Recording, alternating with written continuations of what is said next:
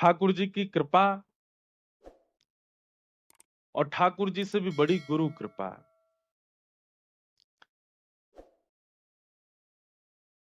एक भाव कहते हैं महाराज जी कि हरि प्रसन्न होंगे तो वैकुंठ देंगे, लेकिन हरिजन प्रसन्न होंगे तो हरि को ही दे देंगे।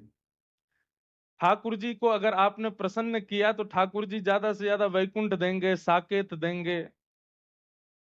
लेकिन हरिजन यदि रीझ गए, हरि के जो जन हैं, ये संत वृंद हैं, गुरुजन हैं, अगर ये रीझ गए तो ये तो हरि को ही दे देंगे, हरि को ही प्रदान कर देंगे। इसलिए प्रारंभिक भक्ति मार्ग में जो आता है वो ठाकुर जी को रिझाता है, लेकिन भक्ति मार्ग में जब गुरु आश्रित हो जाता है और परंपरा से गुरु आश्रित होता है तो उसे समझ में आता है कि ठाकुर जी को रिझावे तो पहले गुरु जनन को रिझाओ, आचार्यन को रिझाओ। हमारी वृंदावन हरिदास प्रणाली में स्वामी जी के जितने भी अनुयायी हैं वे राधे राधे नहीं बोलते, लेकिन किशोरी जी की ही उपासना है, फिर भी राधे राधे नहीं बोलते। क्या बोलेंगे? श्री हरदास, कुंज बिहारी श्री हरदास। क्यों?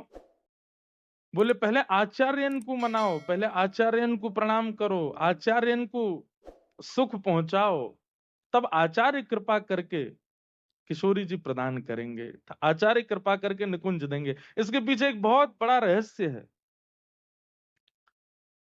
बहुत ध्यानपूर्वक हमारी बात सुनिएगा। वैसे तो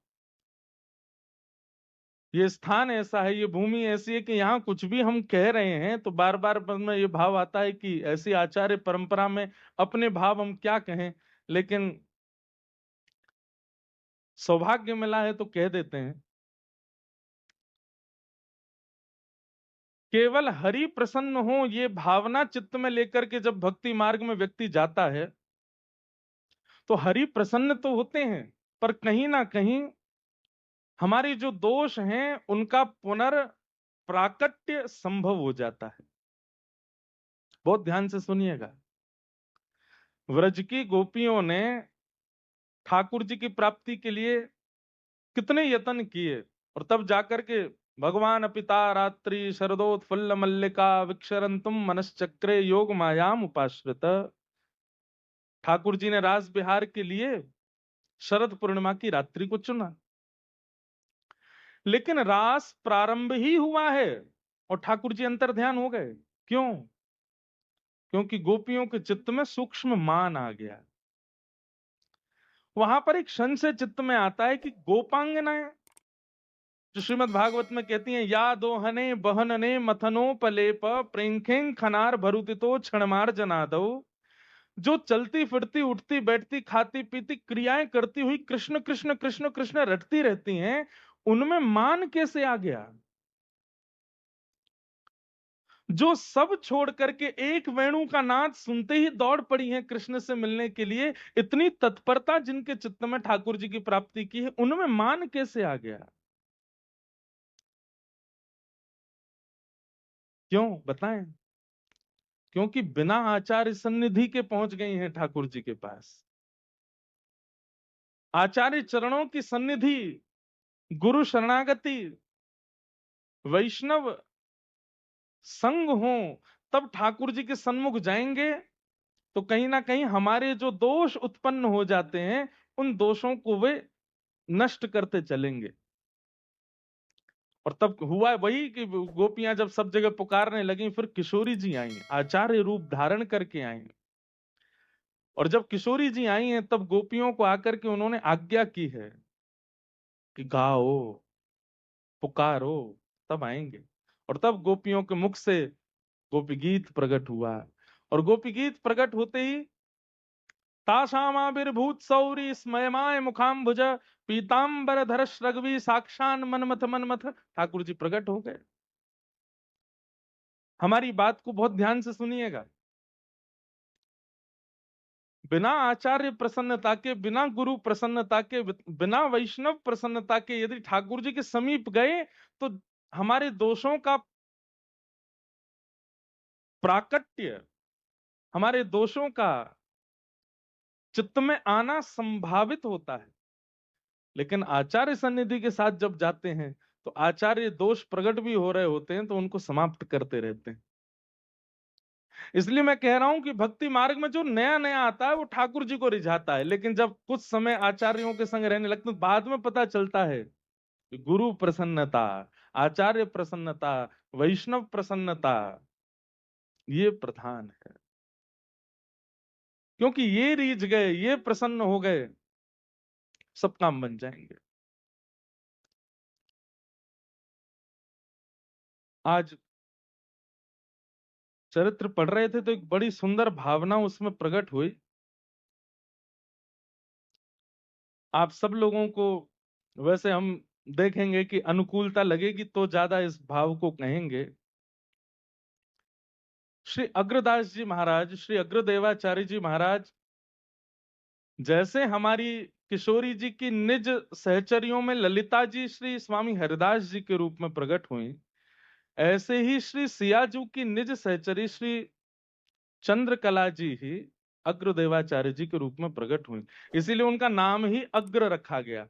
और ये नामकरण किसने किया? श्री कृष्णदास बिहारी जी ने नामकरण किया।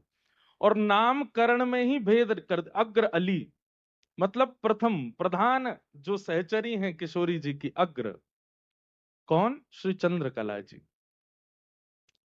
चंद्रकला जी ही श्री अग्रदास जी के रूप में प्रकट हुई हैं। श्रीमन रामानंदाचार्य जी महाराज जब पधारे, सब आचार्य चरण इस धराधाम पर मानव कल्याण के लिए पधारे, तब किशोरी जी ने आज्ञा करी कि आप तो आ गए हैं, सब और भी जन आए हैं, लेकिन जब तक सहचरी प्रकट नहीं होंगी तब तक चित्त को सुख नहीं मिलेगा। तब श्री अग्रदास जी महाराज पधारे। तो अग्रदास जी कौन है? ये किशोरी जी की निज सहचरी हैं चंद्रकला जी। चंद्रकला जी ही इनके रूप में प्रकट हुई। अब आप लोग विचार करेंगे, अब सबके समझ में आ जाए ऐसी भावना तो है, पर समझना पड़ेगा। कैलाश पे बैठे महादेव नित्य पुकार करते हैं, हे सर्वेश्वरी, हे चंद्रकले, मुंह पे रीझो, मुंह पे कृपा करो, मुंह पे अनुग्रह करो। पार्वती जी कहती हैं, बोले आप महादेव हैं, आप किनका चिंतन करते हैं? ये चंद्रकला जी कौन है और आप इनको सर्वेश्वरी कहकर के क्यों पुकार रहे? तो महादेव बताते हैं, बोले कि जैसे प्रिया प्रियतम का निज प्रेम श्री ललिता जी हैं, ऐसे ही श्री सीताराम जी का निज प्रेम जो है वो चंद्रकला जी हैं। इसलिए जब प्रिया प्रियतम यदि भाव कहें तो आप श्याम सुंदर किशोरी जी को भी ले सकते हैं और रघुनाथ जी और श्री जी को भी ले सकते हैं। तो प्रिया प्रियतम का निज प्रेम जब सहचरी रूप में प्रकट हुआ तो राम जी ने अपना नाम का एक भाग चंद्र प्रदान किया, रामचंद्र। और क्योंकि उनकी कलाएं श्री किशोरी जी जैसी हैं, इसलिए उनका किशोरी जी ने नाम कला रखा, इसलिए पूर्ण नाम चंद्रकला पड़ा। राम जी ने अपने नाम का एक भाग चंद्र दिया और किशोरी जी जैसी कलाएं उन्हें आती हैं, किशोरी जैसी कलाएं वो करती हैं, इसलिए उनका नाम किशोरी जी ने कला रखा, इसलिए चंद्रकला। चंद्रकला जी प्रकट हुई। राम जी देख करके रीझ गए। वर्णन तो ऐसा भी आता है कि श्री सीताराम जी दोनों में होड़ लगी कि ये चंद्रकला कौन की हैं। राम जी कहें ये मेरी हैं, सीता जी कहें ये हमारी हैं। दोनों में होड़ भाई कि ये कौन के पास रहेंगी, कौन की सहचरी हैं। तब श्री चंद्रकला जी ने हाथ जोड़ करके कही कि पहली बात तो आप दोनों होड़ मत करो कि कोई एक के पास हम रहें, हम दोनों युगल के पास रहेंगे, दोनों के संग रहेंगे। और दोनों युगल को सुख विलास करावे के लिए, दोनों को सुख पहुंचाने के लिए श्री चंद्रकला। और फिर चंद्रकला जी के ही भाव से अन्य अन्य सखियां प्रकट हुई, जिसमें लक्ष्मणा जी, सुभगा जी और चारुशिला जी, ये तीन सखी और प्रकट हुई। ये चतुर्व्यूह है श्री सीताराम जी के प्रेम का। चंद्रकला जी, चारुशिला जी, लक्ष्मणा जी और सुभगा जी। इसलिए चंद्रकला जी जो है वो प्रधान सखी हैं, उनके सुख के लिए श्री सीताराम जी विहार करते हैं। इसलिए महादेव चंद्रकला जी की प्रार्थना करते हैं कि हे श्री चंद्रकला जी, आप मुझ पर रीझो, क्योंकि आप रीझेंगे तब राम जी के निज निकुंज के भाव का मुझे अनुभव होगा। और फिर यही निकुंज की चारों सखियां ठाकुर जी के भाव से, ठाकुर जी के प्रेम के भाव के लिए स्वरूप धारण करके रामावतार में आए। दो प्रकार की लीलाएं ठाकुर जी करते हैं, एक निज लीला करते हैं और एक सबके सुख के लीला करते हैं। तो निज लीला में चंद्रकला जी हैं, चारुशिला जी हैं, लक्ष्मणा जी हैं, सुभगा जी हैं। ये निज जनों को ही समझ में आने वाली लीला है, लेकिन सर्वांगीण रूप से सबको समझ में आए इसके लिए ठाकुर जी ने फिर रामावतार लिया और उसमें फिर चंद्रकला जी जो है ये भरत जी के रूप में प्रकट हुई।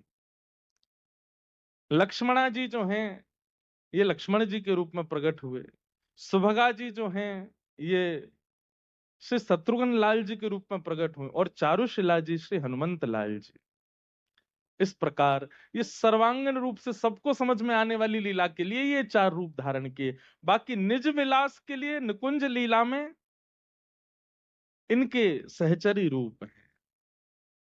तो विचार कीजिए, महादेव भी राम राम जपते हैं, महादेव सतत जपत मंत्र राम नाम, लेकिन प्रकट लोगों को पता है कि वो राम राम जप रहे हैं, पर अंतरंग भाव से तो वो चंद्रकला जी की प्रार्थना करते हैं, हे सर्वेश्वरी। और सर्वेश्वरी कहा जाता है चंद्रकला जी को। इससे ये बात पुष्ट होती है कि प्रारंभिक भक्त जो है वो सीधे ठाकुर जी को रिझावेगो, लेकिन जैसे जैसे वह कक्षा में आगे बढ़ेगो फिर वो आचार्यन को मनावेगो, फिर वो वैष्णवन को रिझावेगो। तो सीएपीएम मिलन महोत्सव, इस महोत्सव में हम क्या कर रहे हैं? आचार्य उत्सव मना रहे हैं, क्योंकि आचार्य रीझेंगे तभी राम जी रीझेंगे, तभी रघुनाथ जी की कृपा होएगी, तभी सीता जी रीझेंगे। आचार्य उत्सव, जो लोग भक्ति भाव में प्रवेश मात्र करते हैं वो जन्माष्टमी मनाएंगे, वे राधाष्टमी मनाएंगे, वे रामनवमी मनाएंगे, वे जानकी नवमी मनाएंगे, लेकिन जो उस परिस्थिति में आगे चले गए वे आचार्य उत्सव मनाते हैं। कल श्री गोरेलाल कुंज वाले महाराज जी पधारे, लेकिन कथा तक नहीं विराजे। क्यों? आचार्य उत्सव चल रहा है, पहुंचना है, आचार्य प्रधान है। हमारे तटीय स्थान में तो जन्माष्टमी और राधाष्टमी नहीं मनती। जन्माष्टमी के दिन आचार्य उत्सव मनेगा, कोई आचार्य देव प्रकट हुए उनका उत्सव, और राधाष्टमी पर भी आचार्य उत्सव। आचार्यों की कितनी महिमा है, गुरुजनों की कितनी महिमा है, क्योंकि ये रीझेंगे तभी ठाकुर जी मिलेंगे, ऐसी भावना है। तो इस उत्सव का एक ही उद्देश्य है कि आचार्य चरण हमसे रीझ जाएं, नेक हम पे प्रसन्न है जाएं, और वे प्रसन्न है गए तो निश्चित है कि सीताराम जी को प्रसन्न होना पड़ेगा। सौभाग्य मिला है दास को यहाँ कथा कहने का। कल महात्म की चर्चा हम लोग कर रहे थे। हम प्रयास करेंगे श्री चंद्रकला जी की, चारुशिला जी की और श्री ठाकुर जी की नुकुंज लीला की कथाएं यहाँ सुनाएं। जितना संभव हो पाएगा कहने का प्रयास करेंगे, आप सब लोग सुनिएगा।